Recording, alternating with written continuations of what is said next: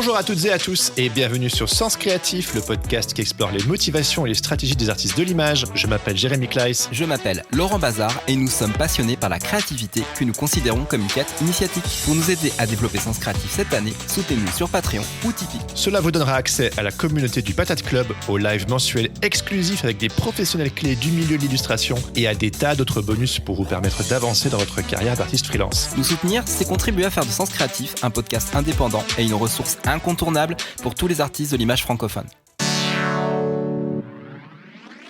Et bonjour à toutes et à tous et bienvenue dans ce tout premier épisode des Keepers of the Keys. Oh, c'est bien dit. Bien dit, t'as vu, je suis passé en Angleterre quand même. Les gardiens des clés en français. Un épisode mensuel exclusivement réservé aux membres du Patate Club qui nous soutiennent sur Patreon et Tipeee. Dans cette émission, une fois par mois, nous allons à la rencontre d'un DA, d'un galeriste, d'un éditeur ou une éditrice, évidemment, ou d'un agent pour qu'il nous emmène dans les coulisses de son métier.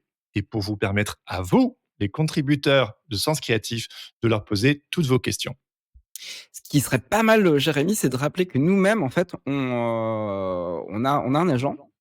Oui. Et depuis quelques années, un peu plus longtemps pour moi. En fait, c'est une expérience qu'on a tous les 2. Et du coup, on aura des questions aussi, à poser à notre invité, qui seront à mon avis pertinentes parce qu'on aura eu cette expérience-là.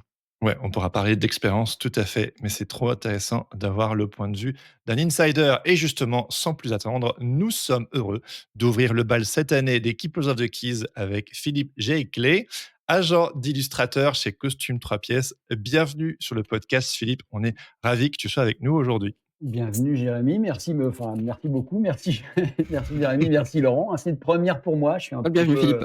Je suis un peu ému, l'émotion, on voit qu'on est en direct et on est content. C'est vrai, c'est la toute première fois que tu passes sur un podcast? Oui, ouais. Ok. C'est la première fois, en général on est plutôt discret. Ouais. Ouais, c'est l'agence qui est la star et vous, vous êtes les petites mains, c'est ça? On essaie d'être un peu derrière, ouais, en effet. C'est un peu ça, Trop bien. on essaie de peut-être moins se mettre en avant et plus mettre en avant nos auteurs, mais enfin après, voilà. C'est un bel état d'esprit, je trouve. Alors, pour ceux et celles qui ne te connaissent pas, vu que Philippe, tu es un peu mystérieux, est-ce que tu peux brièvement te présenter et nous dire ce qui te motive à sortir du lit le matin? Mmh, il y a beaucoup de choses parce que je suis assez assez, assez curieux de tout, donc je ne sais pas, je peux dire que, le la chose qui me botte en ce moment et ça paraît complètement hors contexte, mais je tombe dans l'apiculture. Alors je suis très content d'essayer d'entrer dans quelque chose d'un peu étrange comme ça, voilà. Tu as une ruche au-dessus de chez toi ou dans ton jardin? Dans mon jardin, là, je suis en préparation. En fait, je démarre. C'est génial. J'avais cette idée depuis très, très longtemps et là, maintenant, je m'implique complètement. Je vais avoir 2 ruches, voilà, dans mon jardin. Oui, c'est ça, pour essayer de faire vivre ces petites abeilles, voilà, m'occuper de ça pendant un petit moment. Donc j'ai rencontré des gens, des différents acteurs. J'ai passé Ah bah le oui, podcast tout un là-dessus, mais, monde. voilà, je suis allé rencontrer des gens qui produisaient, et qui produisaient à différentes échelles et puis, voir à quelle était la chose qui me convenait et comme moi je suis un amateur et que j'aime le miel par-dessus tout, voilà, je suis parti là-dedans, donc c'est une des choses qui me motive le matin, il y en a beaucoup d'autres.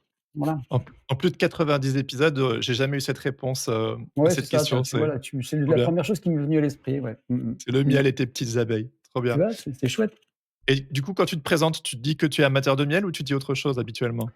Quand je me présente, je dis plutôt que je suis, enfin, en général, tu sais, la présentation sociale, elle se fait, à travers le métier. En général, c'est une Ouais. question qui arrive très, très rapidement. Donc, plus jeune, je me suis beaucoup amusé à essayer de dire, des bêtises ou essayer de m'inventer un personnage autour d'autres manières, d'autres choses pour travailler, enfin, voilà, d'autres métiers et cetera. Mais finalement, oui, maintenant, je dis que je suis agent, ouais, Ouais. agent d'illustrateur, voilà. Mais les gens me posent toujours la question: «Mais agent comment?» Agent d'illustrateur, voilà. C'est un métier qui est Ouais. pas très connu finalement. Le métier d'agent, il a été un peu popularisé parce qu'on a vu une série, récemment sur les agents Ah oui, d'artistes, enfin 10%. d'acteurs, voilà, c'est ça, et qui a Mmh mh. plutôt bien fonctionné, qui a ouvert un peu les gens sur, ce métier. Sinon, Ah, c'est vrai. le métier d'agent de sportif a été bien connu aussi, est bien connu aussi. D'accord, d'accord. Oui, c'est vrai que c'est carrément un métier de niche et ils sont pas toujours faciles, d'accès. Donc c'est pour ça qu'on est très heureux de développer ces émissions pour pouvoir, soudainement un peu, défricher ces métiers un peu Mmh mystères qui mh. sont aussi souvent, fantasmer, C'est et vrai. aussi l'occasion, d'en savoir un peu plus sur, justement, les êtres humains, derrière, ces métiers fantasmés. Parce que vous pouvez parfois devenir, voilà, un peu cette image, d'Épinal, mais en fait, vous êtes tous différents. Et donc du coup, on va, plonger un petit peu dans ton histoire, Philippe, si tu le veux bien. Est-ce Mmh. que, avant de plonger dans tout ce qui est, agent d'illustrateur et cetera, tu pourrais nous parler un peu de ton arrière-plan personnel et de ton parcours avant de découvrir le monde de l'illustration? Oui, ben en fait, moi j'ai eu un parcours un peu particulier, potentiellement on peut dire un peu atypique, si ce n'est que pour devenir agent d'illustrateur, je suis pas certain qu'il y ait une vraie, voie royale. Il y a pas d'école de formation, ce genre de choses. Donc c'est un peu des parcours qui souvent, flirtent avec l'illustration, d'une manière ou d'une autre. Hem, Soit parce qu'on est amateur, soit parce qu'on a une pratique personnelle, ce genre de choses. Alors pour ma part, c'était que j'ai eu une pratique personnelle, je dessinais beaucoup, j'aimais ça, j'aimais le dessin, j'hésitais un peu à montrer les choses et puis c'est pas vraiment la chose, que j'avais en tête pour, faire mon métier. En tout cas, je pensais pas devenir illustrateur ou ce genre de choses, mais j'avais une pratique personnelle. J'ai fait des petites choses, quand j'étais, plus jeune, je sais pas entre je pense 15 et 22 ans, j'ai fait des petites illustrations, dans ça a commencé dans le journal du lycée, du collège Ouais, et puis après des petites opportunités que j'ai pu avoir au fur et à mesure, avec des commandes de plus en plus, intéressantes, on va dire. Voilà et puis ensuite j'ai dû, après le bac, j'ai dû faire des études comme tout le monde, comme beaucoup. Venant de province, j'ai pas eu forcément beaucoup d'opportunités, en tout cas de choix. Et je suis allé, on devait s'exporter soit dans les villes proches, c'est-à-dire Reims ou Paris. Voilà, et j'ai choisi d'abord d'aller à Reims dans un premier temps pour, commencer, un cursus, en psychologie. Voilà d'accord. et puis je suis rapidement allé à Paris parce qu'en fait le cursus se prolongeait pas à Reims et donc je suis arrivé à Paris et j'ai commencé à faire un double cursus en psychologie et arts plastiques, voilà. Ah Donc ouais, j'ai quand même gardé cette idée de pratique et d'art, Tu avais une spécialité voilà. en psychologie? Non, je faisais de la psychologie clinique, enfin, une spécialité, on peut pas vraiment dire spécialité parce que quand on démarre les études en général oui. on a C'est une tronc commun, ouais. Mmh. ouais, c'est tronc commun, ça va du général à un truc plus particulier.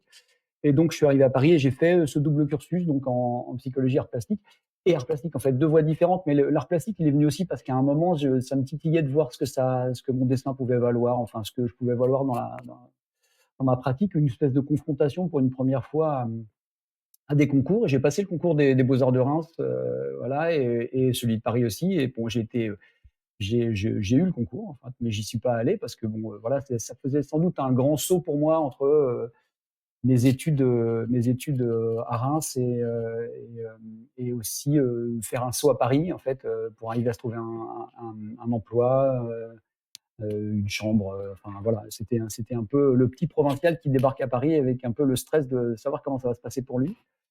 Donc je me suis orienté plutôt vers la fac d'art plastique qui m'a permis d'avoir ces 2 cursus et Mmh. aussi, quelque chose d'un peu plus sécurisant, j'imagine pour mes parents, le fait de faire, de la psychologie en se disant peut-être qu'il trouvera quelque chose d'un Un peu vrai métier. stable, voilà, c'est ça, un vrai métier, un vrai métier. Ouais.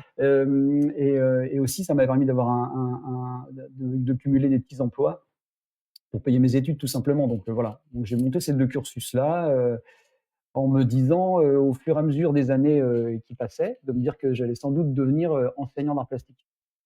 Ah oui, OK. Au fur et à mesure, Intéressant. ouais, ouais. Donc j'ai fait, 4 ans dans les 2 disciplines et puis j'ai eu, 2 maîtrises en fait. Et ensuite, j'ai commencé à préparer à Paris 1 le CAPES et l'agrégation. Ouais. Et puis, j'ai préparé ces concours, de manière très assidue pendant une année où je me suis mis dans une tour d'ivoire, j'ai fait, quasiment que ça. Et puis je suis allé au concours et là, je pense que pour la première fois, j'ai eu une bonne gifle, C'est sur le vrai? résultat Oh du merde. concours. Ouais, c'était un peu particulier, ouais. Ouais, ouais, je me suis pris une bonne veste en tout cas, bon. Pour l'agrégation, évidemment, j'étais très, très loin, mais le pourcentage de réussite, je crois, en art plastique, il est toujours très, très bas, donc il était déjà très bas à l'époque. Bon, ça Il y a rassure, hein. beaucoup de gens qui postulent, mais il y a peu de gens reçus. Ouais, Bon, en tout ouais. cas, voilà. Mais pour le CAPES, je pensais vraiment que j'avais une bonne chance, voilà. Et là, j'ai quand même pris une bonne note qui m'a bien plombé. Donc, je me suis dit que j'allais le repasser l'année suivante, parce qu'en général, on le passe 2 fois. Et puis, en fait, j'ai un ami qui passait, lui, le concours de professeur des écoles. Et il m'a demandé de l'emmener, en voiture parce qu'il avait pas de voiture à l'époque pour, son concours. Donc j'ai fait l'aller-retour et je lui ai dit: «Bon, OK, je vais bien t'emmener» et cetera. Moi, j'étais dans la préparation de concours à ce moment-là et il m'a dit: «Bah, écoute, tu veux pas toi, tu vas pas rester là à m'attendre, tu viens et puis je t'inscris à ce concours». Il m'a dit: «Ça te fera un petit échauffement pour ton épreuve et C'est pour comme les tes potes qui épreuves». t'invi enfin qui t'inscrivent à koh tu sais, c'est pareil. Ouais, c'est un petit peu ça, ouais, ça. Tu te retrouves un peu embringué dans un truc et en fait, bah, finalement, il m'a inscrit. Et puis, bah, j'ai passé ce concours contre toute attente et je l'ai eu, figure-toi. Voilà, j'ai eu ce concours, au départ, je ne voulais pas passer. Voilà, donc je me suis retrouvé, soudainement à être, enseignant, donc professeur des écoles, primaires, ce genre de choses. Ah ouais, c'est Voilà. drôle, on soupçonnerait pas, quoi. Et Non, tu fait ça pendant combien d'années alors? et finalement, j'ai fait ça pendant un bon moment parce que finalement, je me suis dit: «Ah, beh, je voulais être professeur d'art plastique, finalement l'enseignement, c'est pas mal». Puis Ouais. je pense que je suis quelqu'un qui aime assez bien enseigner. Enfin, en tout cas, ça correspondait à quelque chose que j'aimais faire à ce moment-là, donc j'ai été enseignant, on va dire, je crois une petite quinzaine d'années, je crois, quelque chose comme Ah ouais. 13-14 ans, quelque chose comme ça. Ah oui! Ouais. Ah ouais, rien à voir, hein. Enfin, je veux Mmh. dire, avec ton métier aujourd'hui. Non, rien à enfin, pas finalement pas rien à voir complètement, mais il y On a quelque trouvera des chose un petit passerelles, peu de ouais, Ouais, il y a ouais, des passerelles, ouais. t'inquiète. toujours, toujours. Voilà, donc j'ai fait ça pendant un petit moment et puis ensuite je me suis dit: «Bon, ayant fait quand même le tour un peu des niveaux différents», j'ai travaillé dans beaucoup d'écoles à Paris, beaucoup d'endroits. J'ai même travaillé dans un lycée, qui faisait de la formation, enfin un un collège qui faisait de la formation au métier d'art, qui se trouve dans le 5e, qui est rue du Pont de Lodi, qui existe toujours d'ailleurs, où les élèves sont formés pour être, encadreurs, ce genre de choses, enfin, Mmh. voilà. Ils font de la sculpture, tout ça, c'était intéressant et moi je faisais l'enseignement général là-bas. Voilà, puis après j'ai eu un peu tous les niveaux et puis ensuite je me suis dit que ce serait peut-être pas mal d'essayer de faire évoluer ma carrière. Voilà, enfin de la faire avancer en tout cas. Mmh. Et puis comme, la carrière des enseignants en général à Paris, c'est en tout cas dans le primaire, c'est où tu deviens directeur, ou tu deviens, maître formateur ou inspecteur, ce genre de choses. C'est pas des carrières qui m'intéressaient spécialement. Heu, En revanche, je voulais continuer à être un peu intéressé par, enfin j'étais un peu intéressé encore par, toutes les choses de l'art ou ce genre de choses, des projets autour de ça. Et il y a potentiellement un poste qui s'est libéré et qui allait se libérer, à la direction régionale des affaires culturelles, la DRAC, bien connue Ouais. de beaucoup de gens. Et c'était un poste, où, J'ai jamais entendu parler. Ah bah, c'est il faut être artiste et français pour bien connaître, mais c'est Ah quand OK. tu es c'est ça. artiste et français, tu connais très bien. Tu connais D'accord, bien, d'accord. voilà, c'est ça. Et là, il y avait un poste qui se libérait, une espèce de poste un peu particulier. Je me souviens, j'avais appris ça par le rectorat, donc je suis allé, vous rencontrer, passer quelques entretiens et on m'a dit que c'était plutôt bien et que si le poste se libérait effectivement, je serais le premier sur la liste, donc j'étais très content. Voilà, en me disant: «Tiens, bah, ça va ouvrir quelque chose d'un peu différent pour moi». Et puis finalement, le poste ne s'est pas libéré. En revanche, le monsieur qui m'avait fait passer des entretiens m'a dit: «Beh, bon, malheureusement, ça s'est pas libéré, mais ce que je vous conseille quand même, c'est de densifier un petit peu votre cursus, scolaire, en quelque sorte, enfin de diplôme, écrivez des articles, faites parler de vous et cetera, essayez d'avoir des productions, des parutions, ce genre de choses. Passer des diplômes supplémentaires». Donc du coup, je me suis dit: «Oui, bah, tiens, pourquoi pas repasser des diplômes?» Donc je suis reparti à Sancier pour faire une maîtrise dans, ce qui démarrait et qui commençait à s'appeler, médiation culturelle. En fait, là, ça s'appelait de manière très pompeuse, conception et mise en œuvre de projets culturels. Conception et OK. mise en œuvre de projets culturels, voilà, donc j'ai repris ça, à partir de la première année pour aller jusqu'en maîtrise. Enfin, à l'époque, c'était sanctionné par une maîtrise. C'était le diplôme des 4 ans et pour donc la petite histoire en me disant: «Bon, voilà, ça me fera un diplôme de plus» et je le faisais en travaillant. C'est-à-dire que j'allais après mes cours, à l'école, à Sancier, c'était assez sympa, ça m'aérait un peu la tête, c'était drôle. Tu en Parce que formation constante. bah, c'est ça, bon, j'avais du temps libre en fait, voilà. Mmh. Tu avais quel âge à ce moment-là? Bah, si tu fais le calcul que je suis, agent depuis, bientôt 17 ans, je pense que je pense que ça doit faire 18 ans, 19 ans, donc j'avais quel âge maintenant? J'ai 55 ans, Ah quand oui, même un bon petit moment, ouais. donc tu as vraiment, fait une bifurcation professionnelle, repris des cours et Ouais, reformé et ouais, tout mais à une mais trentaine d'années, quoi. ouais, c'est ça. Mais quand tu travailles et que tu es content et que tu as du temps libre, parce qu'en étant enseignant, quand tu travailles depuis un certain temps quand même malgré tout, je devrais pas, trop le chanter, Il y mais a une si forme de si lassitude, c'est ça, mais aussi surtout tu t'organises suffisamment correctement pour avoir quand même pas mal de temps libre. Donc voilà, le mercredi après-midi, tu es dispo quand tu es professeur des écoles, tu termines à 16h30. Si tu t'organises bien pour tes préparations et tes corrections, je pense que, tu ouais vois, enfin voilà, puis j'avais et pas que mal, un bon volume de travail possible, quoi, ouais.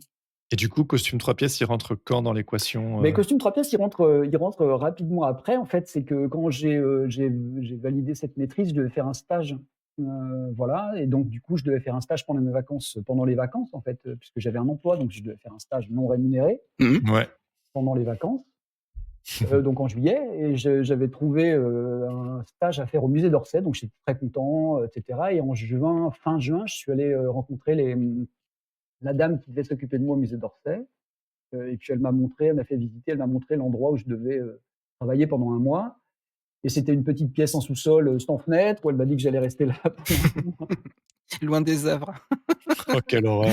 tu vois? Pour faire un peu de classement de ce genre de choses, et bon, j'avais le temps, je me suis dit: Tant pis, je vais laisser tomber». Donc j'ai dit à la dame: «Malheureusement, je vais pas faire votre stage parce que j'ai pas envie de rester en bas, j'ai pas envie d'être dans la cave, puni, alors que vous enfin, j'avais pas besoin d'avoir de rétribution parce que j'avais un salaire, et cetera. Donc c'était juste pour donner un coup de main en quelque sorte, si tu veux, gratuitement, et avoir après, sortir quelque chose de ça, voilà, pour faire un rapport. Donc en sortant, j'étais un peu démuni, puis j'ai croisé une amie, que j'avais pas vue depuis une éternité, qui était illustratrice, qui était devenue illustratrice, voilà. Donc on a discuté 2 minutes, on a bu un café, je l'ai croisée par hasard sur le trottoir, et elle était chez Ah c'est drôle. dans une agence, d'illustration, et elle m'a dit je lui dis: «Bah, tu vois, je cherche un stage, là, je suis un peu embêtée parce que je viens de laisser tomber ce truc au musée d'Orsay». Elle m'a dit: «Ah, pourquoi tu essaierais pas de faire un stage dans une agence d'illustration?» Et moi, c'est un métier que je connaissais pas du tout. Donc soudain, il y avait quelque chose qui s'ouvrait. Hem, elle était dans une agence qui était en train d'évoluer vers, quelque chose qui allait plus vers la production d'animation, de films d'animation, et cetera, à Mmh. l'époque. Voilà, et elle m'a dit: «Mais peut-être tu pourrais les voir, je crois qu'il y a 2 agences qui sont bien, c'est, agence 002», petit Ouais, clin d'œil, à ces 2 garçons, ouais. et On costume 3 connaît. pièces. Voilà, donc j'avais mes CV sous le bras, parce que j'avais une fiche avec des trucs. Je me suis dit: «Bah, tiens, je vais en profiter, je vais y aller directement». Donc suite au café, j'ai enchaîné direct, et je suis allé voir le agent 002. Ah! OK, d'accord. Voilà, j'ai frappé. À l'époque, agent 002 était rue de la Folie-Méricourt, C'est de ça mémoire. exactement, c'est ça. Voilà, donc je suis allé là-bas, j'ai frappé, c'est une dame qui m'a reçu en quelque sorte. Quand je dis reçu, alors c'était pas, Sophie du tout, parce qu'elle était pas là à l'époque, mais c'était une dame, dont que j'ai vue qu'une fois en fait, voilà, et Michel Lagarde, qui est le propriétaire, et fondateur de de de de cette agence, n'était pas là, mais en tout cas la dame m'a reçu très, très bizarrement. Alors je ne sais pas si je dois raconter ce truc-là, mais c'était assez marrant. Elle a à peine ouvert la porte, elle avait très peur. Elle a dit: Mais qu'est-ce que vous voulez?» J'ai dit: «Bah, voilà, j'ai un métier, j'ai une convention de la fac, je viens faire un stage gratuitement pour vous aider pendant un mois». Où est mon bureau? Ouais, c'est ça. Mais elle a ouvert la porte de comme ça, j'avais l'impression que j'étais à la porte d'un donjon et qu'il Ouais. fallait absolument, donner un mot de passe ou je sais pas quoi. Donc elle était un peu frileuse et tout. Elle m'a dit: «Mais non, en fait, non, mais vous êtes illustrateur, non? Vous voulez, je sais pas, elle l'a vu de manière un peu intrusive.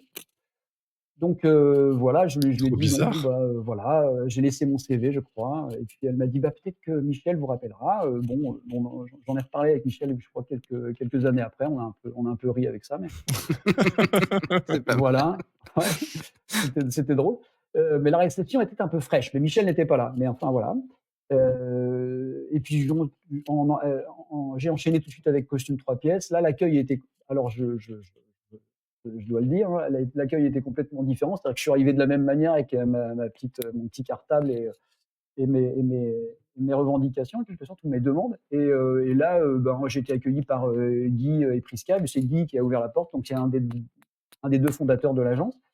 Il a ouvert la porte, il l'a ouvert en grand. Alors je lui ai dit, j'étais dans le couloir, je me souviens, je lui ai dit: «Voilà, je viens pour un stage, j'ai un métier, c'est gratuit», et cetera. Et lui, il m'a dit: «Bah, écoute, attends, hop, hop, hop, rentre, on va boire un café. Déjà, on va s'expliquer tranquillement et cetera». Donc là, je suis rentré déjà dans l'agence. Ouais, c'est Finalement, c'est là où Voilà, le pas été fait. voilà, c'est ça. Je suis rentré dans l'agence, on a discuté et puis il m'a dit: «Bah, écoute, on n'avait pas pensé prendre, quelqu'un en stage, mais on va y réfléchir et on se rappelle». Et bon, ils m'ont rappelé en me disant que c'était cool, quoi. Voilà, que je pouvais venir, bah, rapidement la semaine d'après, quoi. Voilà, et donc j'ai OK. enchaîné là-bas. J'ai fait, 1 mois, là-bas, et ça s'est plutôt bien passé. J'ai commencé à avoir des contacts avec les illustrateurs. Enfin, en plus, je j'ai tout de suite vu l'agence, et je connaissais pas l'agence, mais je connaissais certains illustrateurs qui travaillaient dans l'agence, ou avec des univers, vraiment, que j'adorais, dont j'étais fan. Donc c'est assez bizarre de se retrouver aussi en contact avec Oui, des gens, dont on est fan. Mmh. ouais. De dealer Voilà, et pour puis eux, quoi. ouais, c'est ça, et puis j'ai découvert beaucoup d'univers aussi que je connaissais pas non plus, parce que ça regroupe pas mal d'univers, différents, Tu étais lecteur d'albums, en édition, tout ça, Mmh, avant? ouais, ouais, bah, j'étais très ouais, oui, j'étais très fan très, très fan de BD, d'illustrations, des choses comme ça, ouais. Je J'avais pas croisé, de personnes faisant ces choses-là. J'ai rencontré aucune star à ce moment-là, tu vois? Enfin, ce qu'on peut appeler star du métier, Mmh mh. Oui, oui, oui, c'est Mmh mh. j'étais assez un petit décalé par milieu. rapport à cet univers-là. En étant enseignant, tu sais, tu enfin, il peut arriver que tu rencontres des gens par l'intermédiaire de quelqu'un, mais si tu arrêtes une pratique, à un moment, tu t'éloignes en plus Oui. de Ah ce oui, oui, oui, milieu-là. complètement. Mais je pense qu'à quelqu'un comme François Rocat, tu vois, par exemple, que, Mmh, mmh. bah, tu peux pas louper ses bouquins, quoi. C'est-à-dire que Non, même c'est si tu clair, n'es tu pas passes. dans le milieu, voilà, tu les vois en librairie, voilà. Et puis en étant enseignant, tu sais que c'est des supports de lecture, c'est Ah des bah oui. supports de travail souvent, donc Mmh mh. forcément tu connais son univers. Je parle de Charlotte Gasto, je parlais de filles comme ça, d'illustratrices comme ça, ou d'illustrateurs comme ça, et c'était assez intéressant de finalement, commencer à les rencontrer, les uns après les autres. Alors François était pas à l'agence à l'époque, Mmh mh. mais je connaissais son univers, bien sûr. Puis après j'ai toujours eu un bon rapport avec les livres aussi, donc c'est évidemment, l'univers visuel, il a été très, très présent chez moi très vite, ouais. En Mais étant tout toi jeune, j'ai travaillé dans la bibliothèque, de ma ville, j'ai monté une BDthèque, parce que les gens savaient que je travaillais dans la bibliothèque et que j'avais des connaissances on va dire en BD, ce genre de choses, donc ouais. j'ai eu des crédits pour le faire, enfin ce genre de choses, ouais. Mmh. Mais toi, à la base, tu pas du tout, commercial. Tu as tout Du appris tout, sur le non. tas, du Mmh. coup? Parce Ouais. que quand on t'a dit: «Vas-y, tu peux faire ton stage», comment ce stage s'est transformé en toi, devenir, agent d'une des meilleures agences d'illustration de France? C'est gentil, on prend les compliments, hein. On les prend toujours, les compliments, on les prend toujours, hein. Je te remercie Jérémy, c'est bien, j'aime bien, par Je contre mets bien. je coche, ça je coche. Il est sympa, Hem, check. il est très sympa. Mais, en fait, ça s'est fait de manière naturelle. C'est-à-dire que, moi j'étais dans une idée de faire bouger mon métier, mais je l'aimais quand même bien, donc j'avais pas forcément envie de quitter mon métier. L'idée, c'était de le faire évoluer, donc voir ce qu'on me proposait après, et du coup, j'ai fait ce stage, ça s'est bien passé. On a eu un super contact, on s'est bien amusé, le contact avec les illustrateurs était super agréable, bah, à l'agence, il y a une manière un peu de gérer l'équipe, qui est une manière un peu, on a vraiment l'idée de l'équipe, quoi, une manière un peu plus, je dirais pas familiale, mais il y a quelque chose où on est quand même relativement proche de nos auteurs, donc ça, c'est vraiment bien. Et donc ça s'est fait un peu spontanément.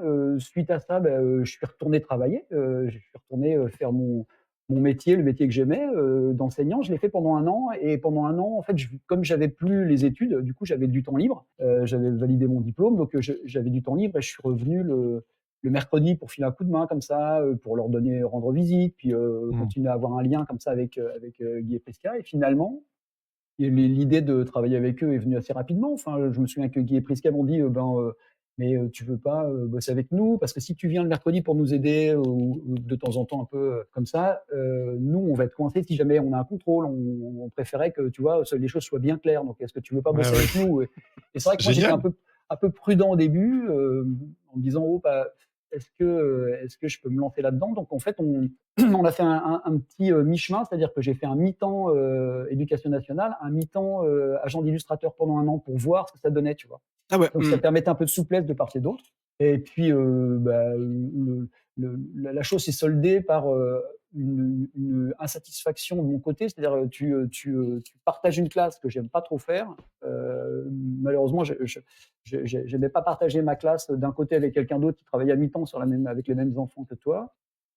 Et de l'autre côté, tu suivais pas complètement la totalité des projets parce que ça devait s'interrompre, enfin, d'une semaine sur l'autre. Donc, c'était un peu compliqué à gérer en termes d'emploi du temps, et cetera. Donc, j'ai vite tout le monde était, OK pour qu'on bascule, sur un plein temps et ça s'est fait comme ça, en fait. Je suis rentré, alors j'ai demandé une disponibilité, puisque quand, dans l'éducation nationale, tu as le droit à une disponibilité, pour convenance personnelle, on appelle ça. Donc voilà, donc j'ai demandé d'abord le mi-temps, ce qui a été accepté et puis ensuite la disponibilité. C'est une disponibilité que tu demandes d'année en année, en fait. Tu redemandes à chaque fois. Donc ça D'accord. présente un sacré avantage, quand tu es, dans l'éducation nationale parce que tu sais que tu as ton emploi qui est conservé. Et donc, du Donc coup, tu voilà, as ouais.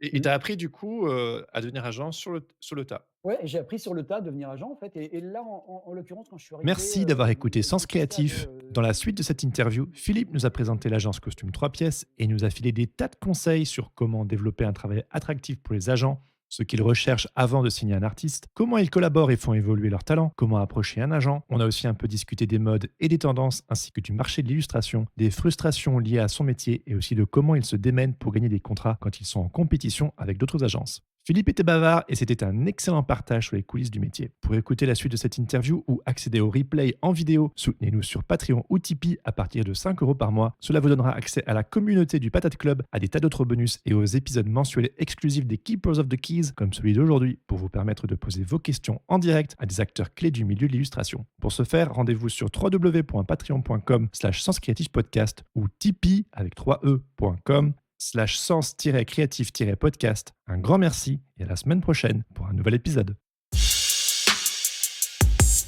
Merci d'avoir écouté Sens Créatif. Si cette émission vous plaît, n'hésitez pas à vous abonner et à mettre des étoiles sur vos plateformes de podcast préférées. N'oubliez pas de nous soutenir sur Patreon ou Tipeee. Vous pouvez aussi partager l'épisode avec vos amis ainsi que sur vos réseaux sociaux. Un grand merci à Adrien Guy pour l'habillage sonore de ce podcast. Retrouvez toutes les infos sur le site www.senscreatif.fr ainsi que sur Instagram @senscreatif-podcast. Si vous avez des commentaires ou des idées pour des invités, n'hésitez surtout pas à nous laisser un message. Sur ce, on vous donne rendez-vous dans 2 semaines pour un nouvel épisode. En attendant, restez créatifs et surtout n'oubliez pas, everything is connected!